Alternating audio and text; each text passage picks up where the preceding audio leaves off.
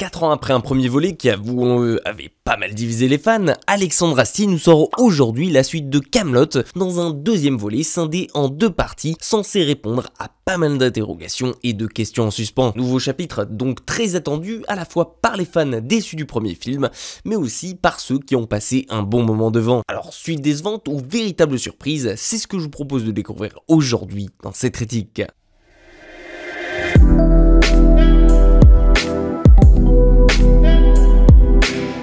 Kaamelott volet 2 commence donc quelques jours à peine après la fin du premier volet qui, rappelons-le, se terminait par la destruction du château par l'attaque burgonde. On y retrouve donc, tout comme dans le premier film, un roi assez réticent à l'idée de reprendre son trône ici et surtout qui n'ose pas assumer la mission que lui a confiée Dieu, notamment l'assassinat de Lancelot, et qui préfère se morfondre dans la dépression, quitte à provoquer l'inaction et à provoquer surtout la colère des dieux. En somme, la situation n'a pas vraiment évolué de son côté et depuis le premier volet, il n'a aucunement l'intention d'utiliser l'épée retirée du rocher. D'un autre côté, ce n'est pas seulement ça qui va nous intéresser ici, puisque rappelons-le, Bohort avait pour projet de son côté de relancer la table ronde, avec ou sans son ancien leader, et c'est ce qu'on va suivre ici pendant plus ou moins 80% du temps dans ce nouvel opus. Entre les anciens qui font leurs armes dans la série originale et qui reviennent ici, comme les nouveaux venus qui cherchent à se faire une place et à devenir chevaliers, et ben le royaume a du pain sur la planche ici qui l'attend, et surtout bon nombre de quêtes en suspense qui ne vont pas réellement se terminer dans ce nouvel opus. Car oui,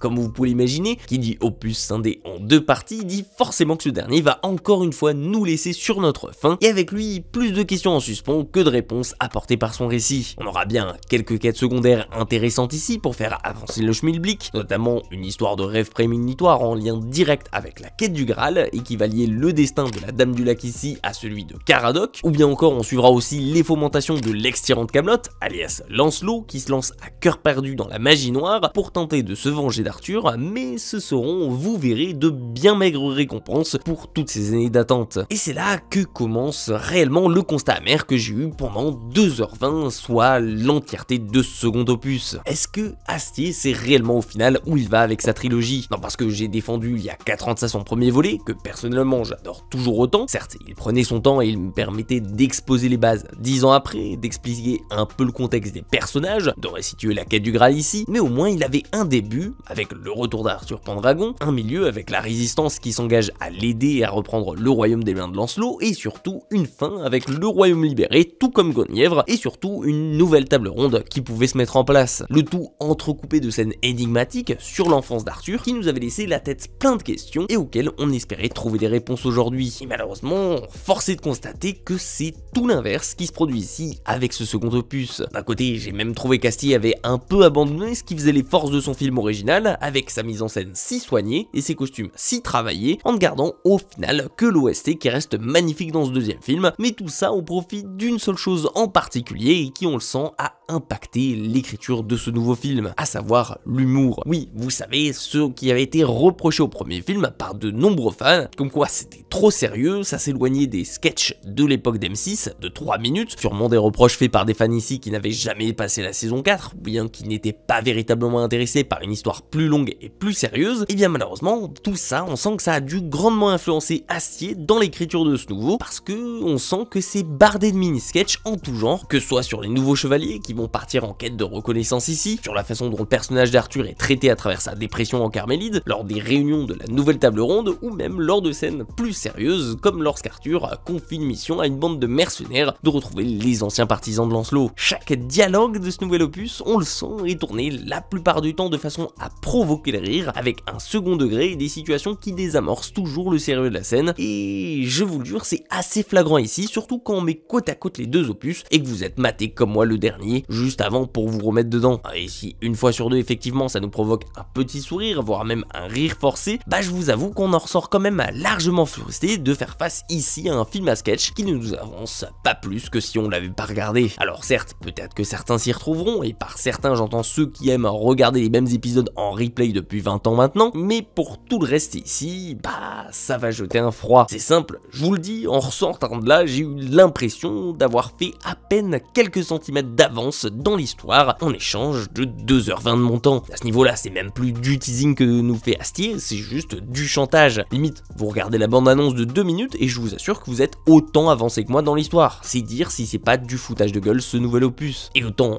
vous le voyez, j'aurais pu pardonner ce côté lent et cette sensation finale de ne pas avoir beaucoup avancé dans l'histoire, chose que j'avais fait avec le premier film, mais autant je m'attendais que 4 ans après, Astier améliore cette partie et réponde au moins aux questions de son premier film, quitte à en ouvrir peut-être d'autres ici. Là j'ai eu plus l'impression de regarder exactement la même chose, encore une fois un film de 2 heures qui met en place des personnages et qui va ensuite potentiellement nous raconter quelque chose dans son troisième film, et je vous le dis, si c'est pour avoir exactement la même chose avec la deuxième partie, cette trilogie elle sent le sapin à plein nez. Non, parce que concrètement, là on sait pas à quoi servaient les rêves sur l'enfance d'Arthur du premier film. Certains persos comme Sting et les anglo-saxons, ils ont totalement disparu du radar alors qu'ils étaient censés avoir un rôle clé à la table ronde à la fin du premier. Il y a aucune quête d'accompli dans celui-là, il y a que des quêtes qui sont en suspens et dont on se fout d'ailleurs un petit peu même du résultat. On a vu Lancelot à peine 10 minutes dans le film, et ce n'est même pas les interactions les plus utiles au scénario qu'on a eu de sa part, et les seuls trucs qui nous intéressent un tant soit peu ici, comme par exemple l'histoire de la Dame du Lac et de Caradoc, ou bien de Elias et Merlin qui vont faire équipe pour essayer de faire avancer l'histoire, bah ça représente quoi, mis bout à bout, peut-être 25% du film, voire même pas. Pour moi, j'ai eu plus l'impression de faire face ici à une saison à l'ancienne, qu'on m'aurait forcé à me taper d'une traite entière, plutôt qu'à une réelle suite d'un film qui a fait 2,6 millions d'entrées. J'en sens assez frustré, avec encore plus d'attente pour le troisième film, qui pourrait d'ailleurs sceller le sort de Kaamelott tout entier, et je vous le dis ici, concrètement, j'espère qu'Astier va mettre le turbo pour rattraper tout ce temps perdu. Et je pense pas être le seul de ma salle à être ressorti dans cet état d'esprit. Et d'ailleurs, bah, c'est peut-être votre cas, donc si vous vous reconnaissez dans tout ce que j'ai dit à travers cette critique, n'hésitez pas à me le faire savoir dans les commentaires. Ou bien au contraire,